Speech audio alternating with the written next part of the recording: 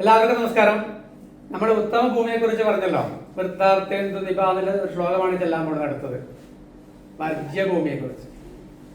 ഉത്തമ ഭൂമി നമ്മൾ പറഞ്ഞു, എല്ലാവരും ഓർക്കുന്നുണ്ടാവും, ശ്ലോകം ഓർക്കുന്നുണ്ടാവും. എല്ലാം കേട്ട് മനസ്സിലാക്കണം, പഠിക്കുകയും വേണം കേട്ടോ. ഇനി പറയാൻ പോണത് വർജ്യമായ ഭൂമിയാണ്.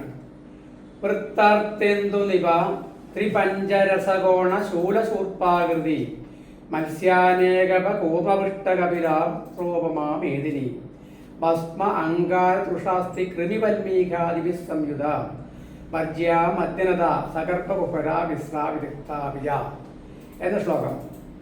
ഭസ്മങ്കാര തൃഷാസ്തി കേശ കൃമിവൽമീഘാദിഭി സംയുത വർജ്യ മദ്യനത സകർപ്പകുഹര വിശ്രാവിദിക്താവിജ എന്ന ശ്ലോകം. വൃത്താർത്ഥേന്ദു നിപ, വൃത്തം അർത്ഥവൃത്തം. വൃത്താർത്ഥേന്ദു നിപ, ഇന്ദു ചന്ദ്രകല. വൃത്താർത്ഥേന്ദു നിപ ത്രിപഞ്ചരസകോണ, 3, 5, 6 കോണൊക്കെ ആയിട്ടുള്ള ഭൂമി. ഇതൊക്കെ അതുപോലെ കറക്റ്റായിട്ട് കോണ പോലെ ഉണ്ടാവില്ല. അതിൻ്റെ ഒരു ഭൂമിയിൽ പോയി നിൽക്കുമ്പോൾ നമുക്ക് തോന്നുന്ന ഒരു ആകൃതിയാണത്. അപ്പോൾ കറക്റ്റ് 5 കോണ് 3 കോണ് ആ ഷേപ്പിലായിരിക്കില്ല. അതുമായിട്ട് ബന്ധമുള്ള ഒരു വികൃത രൂപം. ത്രിപഞ്ചരസകോണ ശൂലശൂർപ്പാകൃതി, അങ്ങനെയൊക്കെ. ശൂലത്തിന്റെ കൃത്യമായ ആകൃതിയല്ല, ഏകദേശം ശൂലത്തിന്റെ ഒരു ഷേപ്പ് വരുന്ന രീതിയിൽ നമുക്ക് അവിടെ പോയി നിന്ന് തോന്നുന്ന രൂപമാണ് ഈ പറയുന്നത്. ശൂലശൂർപ്പാകൃതി. വൃത്താർത്ഥേന്ദു നിപ ത്രിപഞ്ചരസകോണ ശൂലശൂർപ്പാകൃതി മത്സ്യാനേകപ കൂർമപൃഷ്ടകപിലാവക്രോപമാമേദിനി ഭസ്മങ്കാര തൃഷാസ്തി കേശകൃമിവൽമീഘാദിഭി സംയുത വർജ്യ മധ്യനത സകർപ്പകുഹര വിശ്ര വിധിസ്ഥാപിജ എന്നാണ് ശ്ലോകം. അപ്പോൾ വൃത്തം, അർദ്ധവൃത്തം, ചന്ദ്രക്കലയുടെ ആകൃതി, 3, 5, 6 കോണുകളോട് കൂടിയത്.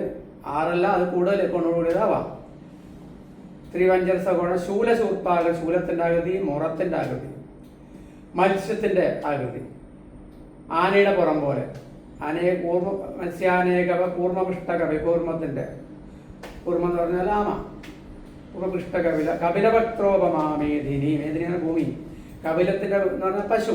പശുവിന്റെ മുഖം എങ്ങനെയാണ്? ഒരറ്റം വീതി കുറഞ്ഞു, അടുത്ത അറ്റം വീതി കൂടിയും വരും. നീളമുള്ള ഭൂമി. അപ്പം ആലോചിച്ച് നോക്കൂ, അങ്ങനെയുള്ള ഭൂമിയിൽ നമുക്ക് ഗൃഹം പണിയുമ്പോൾ വീടിന് ഷേപ്പ്ലെസ് ആയിട്ട് വീട് പണിയേണ്ടി വരും. അങ്ങനെ പാടില്ല. ചതുര സ്വഭാവം വേണം. വീടിന് ചതുര സ്വഭാവത്തിൽ പണിയാൻ പറ്റുള്ളൂ. അപ്പോൾ അതിൻ്റെ അകത്ത് ഒരുപാട് ഭൂമി വേസ്റ്റായി പോകും. ഈ വൃത്തത്തിലൊക്കെ അങ്ങനെയാണ് വരിക. വൃത്തത്തിൻ്റെ അകത്തൊരു ചതുരമുള്ള ഒരു റെക്റ്റാങ്കിൾ ആയിട്ടുള്ള ഒരു ഭൂമി പണിയണമെങ്കിൽ, ഒരു എൽ ഷേപ്പിലോ യു ഷേപ്പിലൊക്കെ ഒരു വീട് പണിയണമെങ്കിൽ ബാക്കി ഭാഗത്തൊരു ഷേപ്പില്ലാതെ ആയി പോവില്ലേ.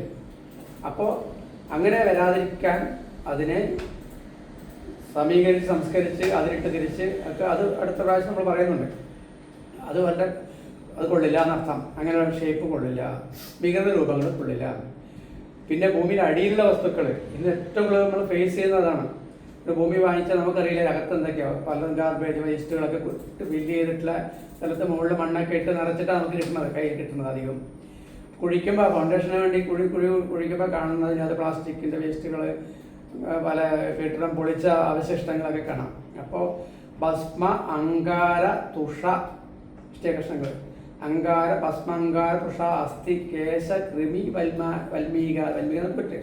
അങ്ങനത്തെ കാര്യങ്ങളൊക്കെ ഉണ്ടെങ്കിൽ അത് കൊള്ളില്ല. അങ്ങനെ ധാരാളം ഉണ്ടെങ്കിൽ കൊള്ളില്ല. കുറച്ചൊക്കെയാണ് നമുക്ക് എടുത്ത് കളഞ്ഞ് നല്ല മണ്ണിട്ട് നമുക്ക്. ധാരാളം ഉണ്ടെങ്കിൽ എന്ത് ചെയ്യും നമ്മൾ?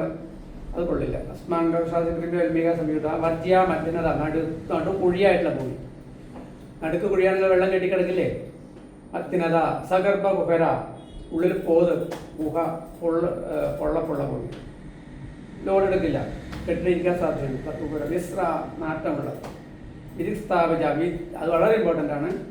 ദിക്ക് അനുസരിച്ച് വേണം നമുക്ക് വീട് പണിയാനായിട്ട്. വിധിക്കിലേക്ക് ഒട്ടും ദിക്കില്ലാത്തൊരു ഭൂമിയാണെങ്കിലോ അതിൽ ദിക്കനുസരിച്ച് കെട്ടിടം പണിതാൽ ആ പറമ്പിൽ വീട് ഇങ്ങനെ തിരിഞ്ഞിരിക്കുന്നതായി നമുക്ക് തോന്നിക്കും. ഒരു അരാജകത്വം, അതിന് ഭംഗി കുറവായി തോന്നിക്കും. ഇതാണ് ഈ ശ്ലോകത്തിൽ. ഇത് കുറച്ചുകൂടി വിസ്തരിച്ച് പറയാനുണ്ട്. സമയം വൈകുന്നത് കൊണ്ട് ഇവിടെ നിർത്തുകയാണ്. അടുത്ത പ്രാവശ്യം കൂടുതൽ സംസാരിക്കാം. എല്ലാവർക്കും നമസ്കാരം.